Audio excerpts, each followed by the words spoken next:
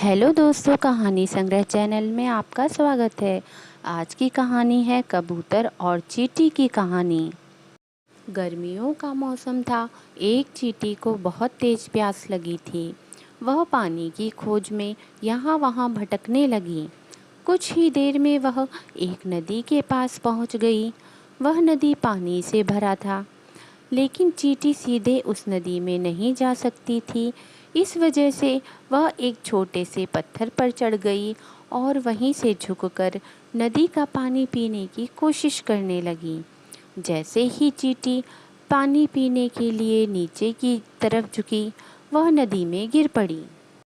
उसी नदी के किनारे एक पेड़ पर बैठा कबूतर यह सब देख रहा था। उसे चींटी की हालत पर दया आ गई और उस कबूतर ने चींटी को बचाने की योजना बनाई। उसने जल्दी से पेड़ की डाली से एक पत्ता तोड़कर नदी के पानी में बहा दिया।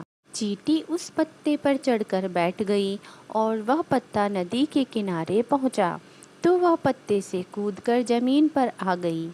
चींटी ने अपनी जान बचाने के लिए कबूतर को धन्यवाद किया और वहां से चली गई। कुछ दिनों के बाद उसी नदी के किनारे एक शिकारी आया। उसने कबूतर के घोंसले के पास अपना जाल बिछा दिया। जाल पर दाने फैलाकर वह पास के एक झाड़ी में छिपकर बैठ गया। कबूतर शिकारी और उसके जाल को नहीं देख सका। उसने जमीन पर जब दाना देखा तो वह उसे चुगने के लिए नीचे उतर गया और शिकारी के जाल में फंस गया। उसी समय चींटी भी वहां आ गई। उसने कबूतर को शिकारी के जाल में फंसता हुआ देख लिया था। बेचारा कबूतर लाख प्रयास करने के बाद भी शिकारी के जाल से नहीं निकल पाया। इसके बाद शिकारी आया और जाल में फंसे कबूतर को उठाकर चलने लगा। तभी चींटी ने कबूतर की जान बचाने का फैसला लिया। चींटी दौड़ती हुई आई और उसने शिकारी के पैर में काटना शुरू कर दिया। चींटी के काटने के कारण शिकारी को बहुत तेज दर्द होने लगा।